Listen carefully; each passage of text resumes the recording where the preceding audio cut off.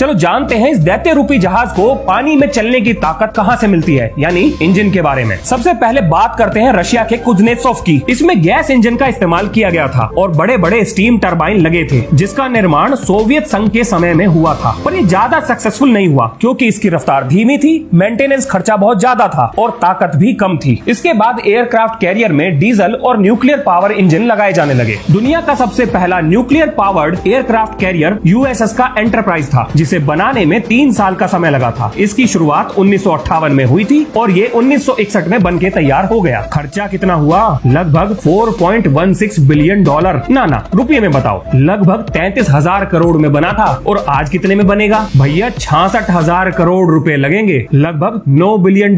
USS enterprise का वजन 93,284 ton था, जिसकी लंबाई 1,123 फीट थी और इसकी रफ्तार लगभग 33 नॉटिकल माइल प्रति घंटा थी। इसको पावर देने के लिए 8 न्यूक्लियर रिएक्टर लगाए गए थे और इतने रिएक्टर इसको 20 साल तक पावर दे सकते हैं बिना एक बार भी रिफ्यूलिंग किए। अपनी रक्षा के लिए इस पर लगभग 4 रेडार लगाए गए, जो दुनिया में सबसे ज्यादा हैं, और मात्र 6,500 लोग इस पर काम करते थे। चलो, एक एयरक्राफ्ट कैरियर पर रंग बिरंगे कपड़े पहनकर घूमते हुए लोगों का काम क्या है ये भी जान लो। पर्पल यानी बैंगनी रंग के कपड़े पहने हुए लोग फ्यूल को हैंडल करते हैं, यानी जेट प्लेन के उड़ने से पहले फ्यूल को चेक करते हैं या उसकी रिफ्यूलिंग करते हैं। पीले रंग के कपड़े एयरक्राफ्ट डायरेक्टर के होते हैं, जो फ्लाइट डेक पर प्लेन को कहां खड़ा करना है और उतरने के बाद कहां पर ले जाना है, ये सारी चीजें निर्धारित करता है। हरे रंग के कपड़े होते हैं कैटापुल्ट मैनेजमेंट टीम के, जो प्लेन को उड़ाने से संबंधित सारे डिसीजन लेती है। नीले रंग के कपड़े होते हैं ट्रैक्टर ड्राइवर और एलिवेटर ऑपरेटर्स के, जो प्लेन को खींचकर हैंगर तक ले जाते हैं। और एक एयरप्लेन के उड़ने से पहले और उतरने के बाद सभी जरूरी सेफ्टी चेक करने वालों के कपड़े होते हैं ब्राउन। लैंडिंग सिग्नल ऑफिसर और मेडिकल टीम के कपड़े होते हैं सफेद। और किसी प्लेन में कौन सा हथियार ले जाया जाएगा और क्रैश लैंडिंग के बाद कैसे उस स्थिति से निपटा जाएगा, इसकी जिम्मेदारी होती है रेड कलर के कपड़े पहने हुए लोगों पर। एक एयरक्राफ्ट कैरियर कितने दिनों का खाना लेकर चलता है? लगभग 90 दिनों का। फाइटर प्लेन के अलावा एक एयरक्राफ्ट कैरियर में क्या क्या होता है? मॉडर्न एयरक्राफ्ट कैरियर में रॉकेट्स, मिसाइल और एंटी सबमरीन डिवाइस लगे होते हैं। अब जानते हैं इसको बनाना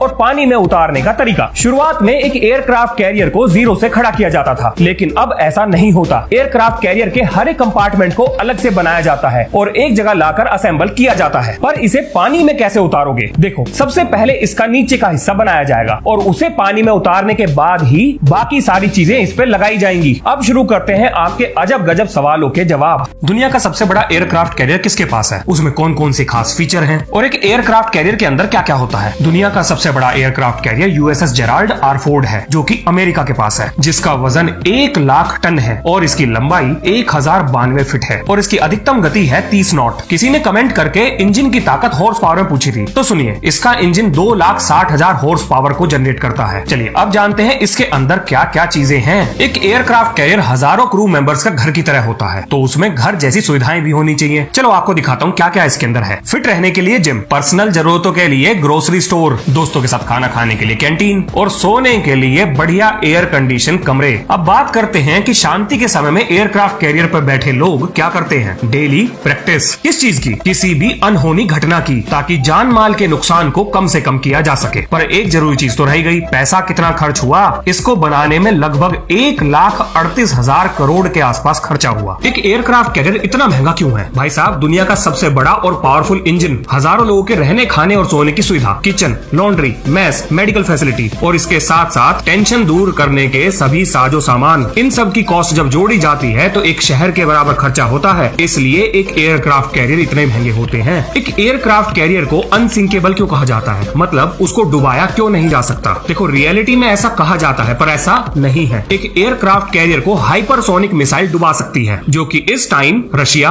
और चाइना के पास ही है और बाकी देश उसे डेवलप कर रहे हैं, जिनमें हमारा भारत भी है। अब बात करते हैं इसकी सुरक्षा में लगे हुए सामानों की। सबसे पहले आएंगे वो प्लेन जो कि इसके डेक पर खड़े हैं। दूसरा कारण है लिंक 16 का इस्तेमाल। दुनिया के सभी नेटो देश के हजारों शिप्स हमेशा पानी में रहते हैं, जो हमेशा एक दूसरे के संपर्क में रहते हैं, जिसके कारण पानी में हुई जरा सी हलचल भी तुरंत पता लग जाती है और ये सारी इन्फॉर्मेशन वो एक दूसरे को रियल टाइम में दे देते हैं, जिसकी वजह से खतरा बनने से पहले ही उसको भांप लिया जाता है। इसके बाद आता है उनका डिफेंस मैकेनिज्म, जिसमें सी स्पैरो और रोलिंग एयर फ्रेम मिसाइल का इस्तेमाल किया जाता है, जो कि दुश्मन की तरफ से आने वाली किसी भी मिसाइल को हवा में ही डिस्ट्रॉय कर सकती है। इसके बाद उसके ऊपर एक गन भी लगी होती है, जो टंगस्टन की हजारों बुलेट 1 मिनट में फायर कर सकती है। ध्यान दीजिए, लीजिए टंगस्टन की बुलेट, जो किसी भी आने वाली चीज के आर पार मक्खन की तरह निकल जाएंगी। इसके अलावा एक एयरक्राफ्ट कैरियर पे निक्सी लगा होता है। अब ये निक्सी क्या है? निक्सी एक ऐसा डिफेंस मैकेनिज्म है जो कैरियर की तरफ आते हुए टॉर्पीडो को अपनी तरफ खींच लेता है। इसके बाद आता है स्लिक सिस्टम। ये हाई एनर्जी इलेक्ट्रोमैग्नेटिक रेडिएशन को एमिट करके आने वाली किसी भी चीज के इलेक्ट्रॉनिक कंपोनेंट को जला सकता है। और बात करते हैं अब एयरक्राफ्ट कैरियर के साथियों की। ये कभी भी अकेला नहीं चलता, पूरी सेना साथ लेके चलता है, जिसको कहते हैं कैरियर स्ट्राइक ग्रुप। और इस ग्रुप में एक एयरक्राफ्ट कैरियर के साथ 3 डिस्ट्रॉयर, एक क्रूजर और एक सबमरीन हमेशा होती है। और खतरे को भांपते हुए ये सभी एयरक्राफ्ट कैरियर को घेर कर उसे सुरक्षा देते हैं। डिस्ट्रॉयर का काम होता है एयरक्राफ्ट कैरियर की तरफ आती हुई मिसाइल को डिस्ट्रॉय करना। और यहाँ तक कि अगर अपने एयरक्राफ्ट कैरियर को बचाने के लिए डिस्ट्रॉयर की बलि भी देनी पड़े तो भी वो पीछे नहीं हटते। एक और कारण है इसमें बने हुए कंपार्टमेंट्स। एक एयरक्राफ्ट कैरियर में इतने कंपार्टमेंट बनाए जाते हैं कि अगर किसी में डैमेज की वजह से पानी भी भर जाए तो उन्हें सील करने के बाद भी शिप आसानी से तैरता रहे। इसके बाद आता है E-2 हॉकाय। ये किसी भी एयरक्राफ्ट कैरियर की आंखों और कान की तरह काम करता है, जिसके ऊपर लगा हुआ ह्यूज रेडार कई सौ किलोमीटर से आते हुए खतरे को भांप लेता है और फिर उससे निपटने की तैयारी शुरू हो जाती है। और लास्ट में आता है उनकी गति। ये बहुत तेज है। ऑफिशियल डाटा के अकॉर्डिंग 30 नॉट के आसपास की स्पीड एयरक्राफ्ट कैरियर की बताई जाती है, पर रियलिटी में कोई भी देश उनकी सही रफ्तार नहीं बताता। ये हमला करके बहुत तेजी से भाग भी सकते हैं। अगर एक सबमरीन और इसमें रेस लगाई जाए तो ये बड़ी आसानी से सबमरीन को हरा देगा। एक एयरक्राफ्ट कैरियर की हवाई पट्टी किस चीज से बनाई जाती है? क्या वो हमारी सड़कों की तरह होती है? एयरक्राफ्ट कैरियर के वॉकिंग और ट्रैफिक डेक पर एंटी स्लिप रेजिस्टेंट मटेरियल का इस्तेमाल किया जाता है और उसकी हवाई पट्टी पर एंटी स्किड कोटिंग का इस्तेमाल किया जाता है। पर ये एंटी स्किड कोटिंग बनती किस चीज से है? इसको बनाने के लिए एल्यूमिनियम ऑक्साइड, बेरिलियम सल्फेट और इपॉक्सी रेजिन का इस्तेमाल किया जाता है। ये एंटी स्किड होने के साथ साथ फायर रेजिस्टेंट भी होती है और ये इतनी खुरदरी होती है कि आराम से ये खाल को खुरच देगी। इतनी ऊंची नीची लहरों के बीच में एयरक्राफ्ट कैरियर पे रखे हुए प्लेन्स गिरते क्यों नहीं है? वो इसलिए क्योंकि एयरक्राफ्ट को चेन और हुक की मदद से सरफेस पे दिए गए पैड आई से बांधा जाता है और ये देखने में सर्कल की तरह होते हैं। एक एयरक्राफ्ट कैरियर और हेलीकॉप्टर कैरियर में क्या अंतर है? एयरक्राफ्ट कैरियर का तो आपको पता लग गया। हेलीकॉप्टर कैरियर पे सिर्फ हेलीकॉप्टर का इस्तेमाल किया जाता है और ये देखने में बिल्कुल एयरक्राफ्ट कैरियर की तरह होते हैं। वो इसलिए ताकि जरूरत पड़ने पर इस पर प्लेन को लैंड और टेक ऑफ कराया जा सके। एयरक्राफ्ट कैरियर में हथियार कहां पर रखे जाते हैं? एयरक्राफ्ट कैरियर में हथियारों के लिए अलग से आर्मर्ड कंपार्टमेंट बनाया जाता है, जिसमें कैरियर पर सभी एयरप्लेन्स के लिए पर्याप्त मात्रा में हथियार स्टोर किए जाते हैं। एक सबमरीन और एक एयरक्राफ्ट कैरियर में क्या बेहतर है? कोई डाउट ही नहीं, एक एयरक्राफ्ट कैरियर बहुत ज्यादा बेहतर है, क्योंकि एक एयरक्राफ्ट कैरियर का शिकार करना एक सबमरीन के लिए मुश्किल हो सकता है, लेकिन एक सबमरीन का शिकार करना एक एयरक्राफ्ट कैरियर के लिए बिल्कुल भी मुश्किल काम नहीं है और वो उसे रेस में भी हरा सकता है। रिटायर्ड होने के बाद एयरक्राफ्ट कैरियर का क्या होता है? देखो, ये निर्भर करता है सरकार पर। कुछ सरकारें उसका म्यूजियम बना देती हैं, कुछ उसको बेच देती हैं और कुछ उसको डिसमेंटल करके वापस किसी और चीज में इस्तेमाल करती है। चाइना के पास दुनिया में सबसे ज्यादा सबमरीन है, तो भारत सरकार सबमरीन क्यों नहीं खरीद रही, या यूं कहें बना क्यों नहीं रही? देखिए, चाइनीज सबमरीन के इलाज के लिए भारत सरकार ने पोसाइडन 8 विमान खरीदे हैं, जो कि सबमरीन को बड़ी आसानी से हंट कर सकते हैं, तो उसका इलाज तो हमने कर रखा है। और दूसरा कारण है सबमरीन को बनाने में लगने वाला समय। चाइना सबमरीन के मामले में दुनिया में सबसे आगे है। अगर हम आज से भी चाइना के साथ रेस लगाना शुरू करें तो भी उसको पकड़ पाना बहुत मुश्किल है। एक एयरक्राफ्ट कैरियर कितना तेल या यूरेनियम खाता है? तेल से मतलब डीजल ऑयल। पहले बात करते हैं यूरेनियम की। दुनिया के सबसे बड़े न्यूक्लियर पावर एयरक्राफ्ट को चलाने के लिए एक हफ्ते में सिर्फ 4 किलो यूरेनियम की खपत होगी, और अगर उसी एयरक्राफ्ट को डीजल पर चलाएं तो लगभग 5 मिलियन लीटर डीजल का खर्चा आएगा। अब बात करते हैं, क्या एवेंजर्स मूवी की तरह एक उड़ने वाला एयरक्राफ्ट कैरियर बनाया जा सकता है? देखो, धरती की सरफेस से 1 किलोग्राम को उठाने के लिए लगभग 9.8 न्यूटन से थोड़ी सी ज्यादा फोर्स चाहिए। अब आप सोच लो, 1 लाख टन वजनी एयरक्राफ्ट कैरियर को उठाने के लिए कितनी फोर्स चाहिए होगी। जब कोई ऐसा इंजन बन जाएगा जो इतनी फोर्स जनरेट कर सके, तो हम एक एयरक्राफ्ट कैरियर को उड़ा भी सकते हैं। भविष्य का कुछ नहीं पता, कुछ भी हो सकता है। चलो बात करते हैं अपने प्यारे भारत की। इस समय भारतीय नौसेना एक ही एयरक्राफ्ट कैरियर का इस्तेमाल कर रही है और जिसका नाम है